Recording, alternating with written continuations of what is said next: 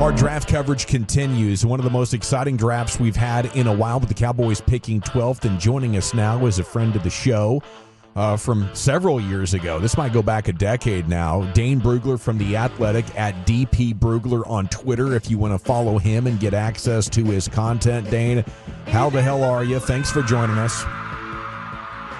It is. It's very good to hear your voice. I think you're all right. It's been about a decade where I've been coming on talking about draft, and so it's been fun, and happy to be on with you guys again. It's great to have you, and let's start with the player at the top of a lot of fans' minds there in Ashton Jeanty. Do you think that would be the right use of that pick at 12? It's certainly debatable. I don't think that's the answer to that question is not a right or wrong answer. There's plenty of reasons why you can make the case that Ashton Jeanty should be the pick. And there's some, ways that you can look at it from a different perspective and say, we're better suited building up the roster at some of these other spots. And because this is a deep running back class, let's wait to the second round, third round, fourth round. And we still feel comfortable with the guy we're going to get at that point at the running back position. But, you're not going to feel regret drafting a talent like Ashton Jeanty at number 12. He's so talented running the ball, catching the ball, blocking. He can do everything. It'll be interesting to see how he tests next week at the Combine. I don't think he's going to be some superstar Saquon Barkley necessarily, but he should test well. He should be, what you would expect from a guy you're considering drafting in the first round. But above all, it's, the character's off the charts. This is a guy that you talk to the high school coaches, you talk to his college coaches, and he had all types of offers this past offseason to go play for a team in the SEC, a team in the Big Ten. Upwards of we're talking hundreds of thousands of dollars that he turned down in order to go back to Boise State, because that's the program that believed in him coming out of Lone Star High School. So there's a lot of reasons why you can look at Ashton Jeanty and say, man, this is a guy we want in our building, want on our roster, the way he can impact everybody around us. So I certainly think it's something that the Cowboys will be talking about extensively as they build that board. My concern at 12, after listening to Brian break it down for months now already, is, the potential of a high-risk, high-reward player at 12 and missing on the third round basically for 3 years in a row would be tough to overcome. Are there other players beyond Jeanty who you feel like are likely to be there and are almost as close to a sure thing as you can get? Just talking about at any position? Yeah. Yeah, this is a weird draft because at the top you have your Travis Hunters, your Abdul Carters. I think those are the top two guys in this draft. And then between, I would say, 3 and 12, I think is the next tier. And so, ironically, the Cowboys picking at 12, I think that they're in a spot where they should feel comfortable getting somebody from that second tier of players in this class, whether that ends up being Mason Graham from Michigan, a defensive tackle. Could he make it to 12? I know a lot of people don't think that he will, but, he might get beat up next week at the Combine because his arms aren't going to be super long. He's not going to be the best tester out there. The tape is phenomenal, but Mason Graham might not be one of those guys that is super traitsy, even though I think he belongs in the top 5 of this draft. You could look at a few of these defensive linemen, whether that's Shamar Stewart from Texas A&M. Now, you talk about bust potential. He certainly has that, but Shamar Stewart is going to put on a show next week in Indianapolis. The guy's 280 pounds, and he might run in the 4.5s. That's how different this guy is.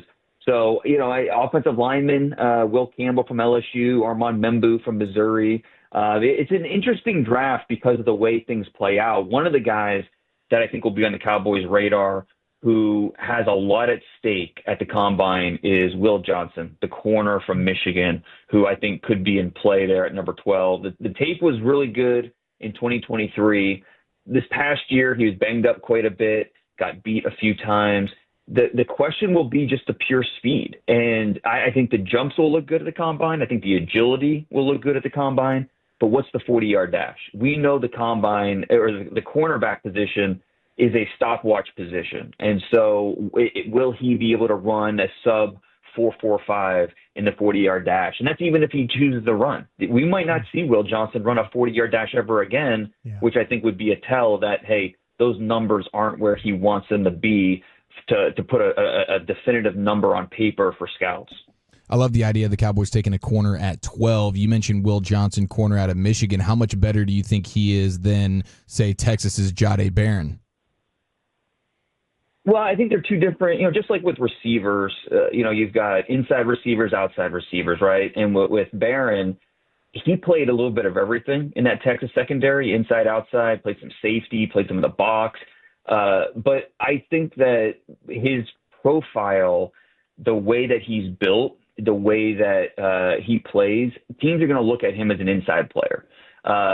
He's like, some teams have strict size thresholds in terms of length. He might be under 30-inch arms. And for a lot of teams, that's automatic X for an outside cornerback spot. So now on the inside, that might be a little bit different. So I like Jahdae Barron. I'm just not as nearly as high as some other people and talking about him as high as the top 15. I like Jahdae Barron into the first round, into the second round. I think, he might get beat up a little bit just because the physical traits, even though the tape is good, the versatility is good, the physical traits aren't exactly what a lot of teams look for at the position. Dane, it's good to hear your voice again. The wide receiver room, and I was watching Daniel Jeremiah's mock draft with some interest because of his, him being a former NFL scout and the connections he has.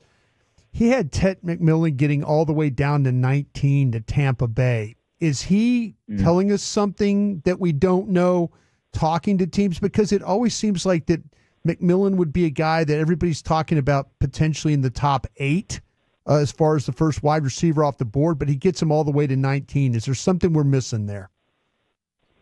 No, I don't think so. I think that's just the nature of this draft.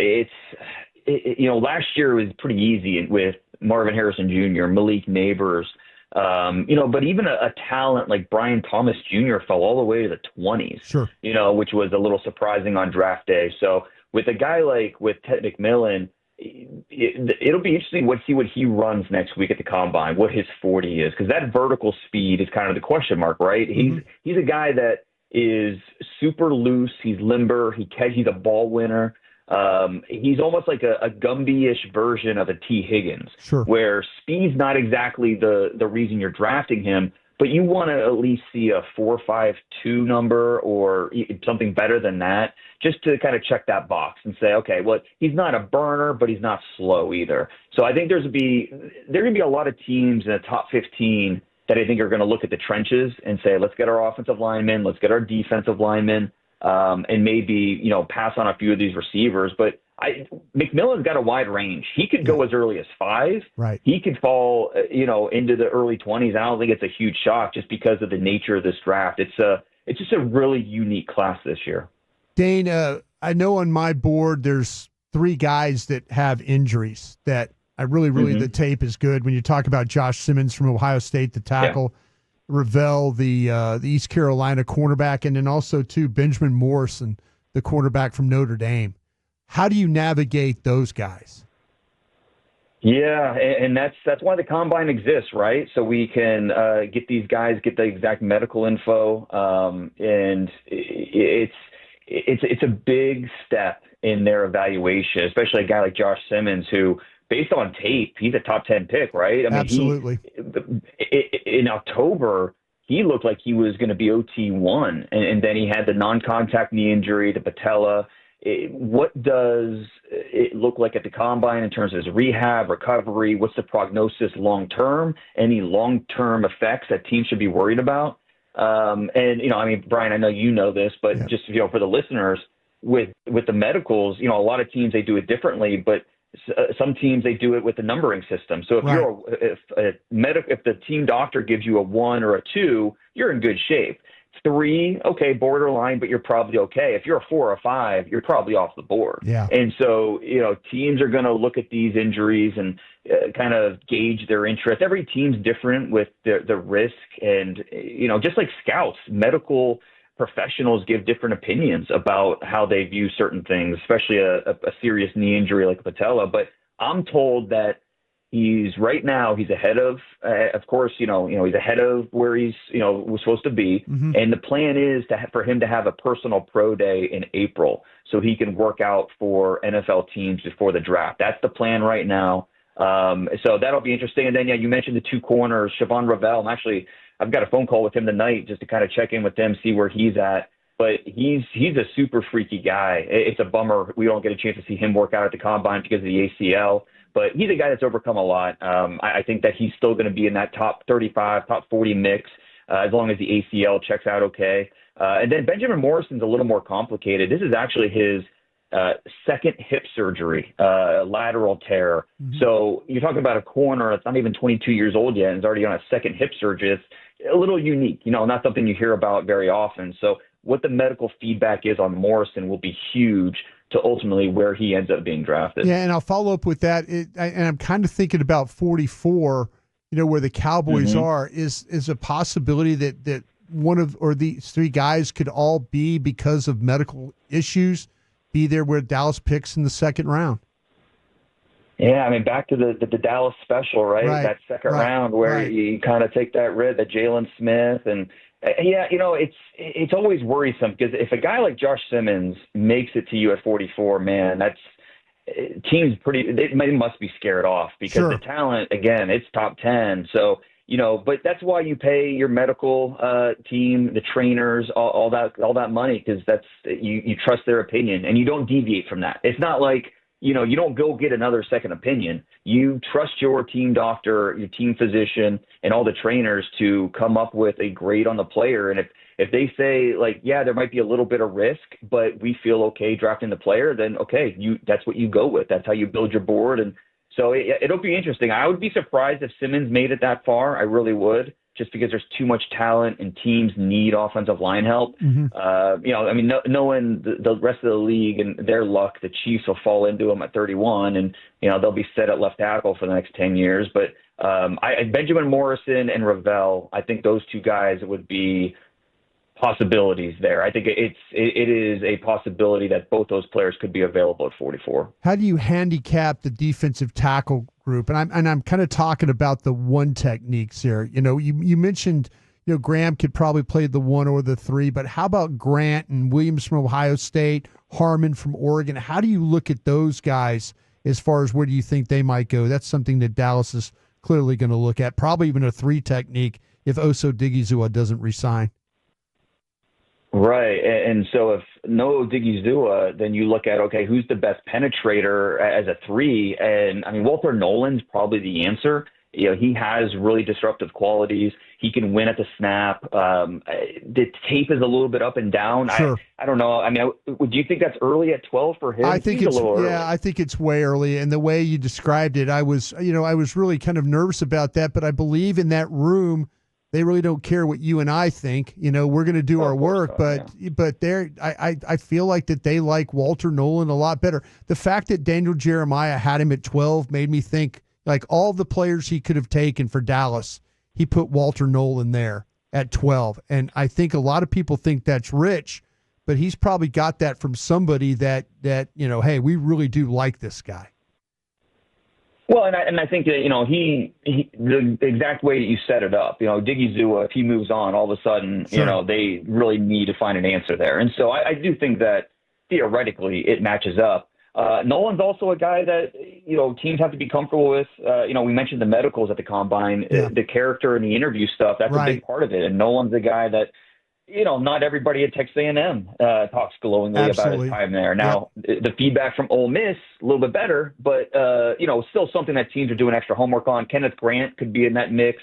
He's a guy that is 350 pounds, but he can move. The combine should be fun watching him work out. He could be in that mix. I like Tyreek Williams a lot as a borderline first-round guy. He against a run, he is just outstanding. But the strength of this defensive line class is just the depth. You talk about Alfred Collins from Texas in round 2, Shamar Turner from A&M, Darius Alexander Toledo, and we could go on with the amount of defensive line talent that I think the Cowboys would be able to find at 44 as well. It's Dane Brugler here of The Athletic with you in the GBag Nation. Do you think Tyler Guyton's good enough at left tackle? Are you wanting to continue to develop him, or how urgent would your process be right now when it comes to how important that spot is on your line?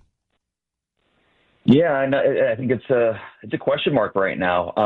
But for those of us on the outside looking in, but then also, just trying to get a feel for how the coaching staff feels. Obviously some new coaches, but some carryover. And so how do they look at the nature of the line, and do they feel like an upgrade is needed after just 1 year? Obviously, the Cowboys are a team that it's not like they drafted Tyler Guyton in the top 10. I mean, they traded back and still were able to get him where they did. So it wasn't like this was a perfect, ready-made player out of the box. It was going to take some time, and there were certainly ups and downs on his rookie tape. So what's the feeling in the room about how much of a leash we're going to give him at left tackle before we say, all right, we need to go find some more competition? But offensive line depth is never a bad thing. So if you have a chance to go draft another tackle, it's not something that should be completely ignored, I don't think. And especially in a draft like this where tackles, I think the tackle talent falls off pretty quickly. So if you want one, you almost have to take one at 12. And, but there'll be some good candidates there. I mean, Will Campbell from LSU, we'll see if he gets out of the top 10. I love Membu from Missouri. To me, he's a guy that at 20 years old, you feel great about him at guard or tackle. And it's kind of like Guyton where there's going to be some bumps along the way, but you feel great about him for the long term, really helping your offensive line, and he can do it in multiple spots. So, yeah, there's a lot of different ways the Cowboys could go at 12, and I certainly think that offensive line is in that conversation. Dane, in the last couple minutes we have you here, okay, I don't take Jeanty at 12. I'm going to assume that Johnson, Hampton, potentially Henderson could be gone by 44. Could you give me a back that you like, or backs that you like, if, say, Jeanty, Johnson, and Hampton and Henderson are all off the board, and you're probably looking at maybe a third-round situation? So I feel like I'm higher on him than most, but I think Jordan James from Oregon is just one of the best running backs in this class. Like, he deserves to be talked about as he made my top 50. Yeah. So I think that he could still be available in the third round. And if he is, I really like how he would fit what the Cowboys want to be. He's not a home run hitter, but man, he might lead the league in doubles. I mean, he is the type of guy that finds success on every run. Success might not look like an 80-yard run, but it might look like an 8-yard run. Sure. And that's the type of guys you want, they consistently get more than what is blocked for him. So, and Jordan James does that consistently. He can catch a ball out of the backfield. I'm a big fan of his, and I think that when it's all said and done, when we look back at this draft class, we're going to say, man, Jordan James should have been drafted earlier. What kind of a cooker are you throwing down your Texas barbecue on these days, Dane? Man, I stick to my Texas roots, even though I'm not in Texas anymore. So it's a lot of beef, a lot of like the black pepper and salt go heavy. And so I'm looking out my window right now at nothing but snow, about 6 inches of snow. So it's a little bit different in terms of what I can do and what I can get away with up here at this time of the year. But man, I'm looking forward to April and May when things really warm up and I can get back out there, get the brisket going. And so it's definitely a staple of my pre-draft prep once we get to April. I become a beef short rib guy myself. The brisket's too much for the family. I know you know how that is. Yeah. Oh no, that's do you do the rack or just the separate ribs? No, those dino bone. Yeah, the separate ones. Yeah. Yeah. Okay. No, those are little morsels of heaven, right? Oh, I mean, you could get them cooked right. Yeah. I think do you sauce them or just do seasoning? Yeah, just season and wrap them after about 4 hours, and I find the morsels to be more consistently delicious as well, and it's for whatever reason they're harder to screw up than a brisket. Yeah, no, that's fair, absolutely, and I don't know, I know my grocer doesn't always carry them, but when I find them, I always grab them because they go quickly because I think that the secret might be out on those things. No doubt, dude. Yes, it is. Thank you so much, Dane. We'll be following your content at DP Brugler on Twitter. Dane Brugler, draft guru. Salute to you, sir, man. Have a great draft season. You too. Take care, guys.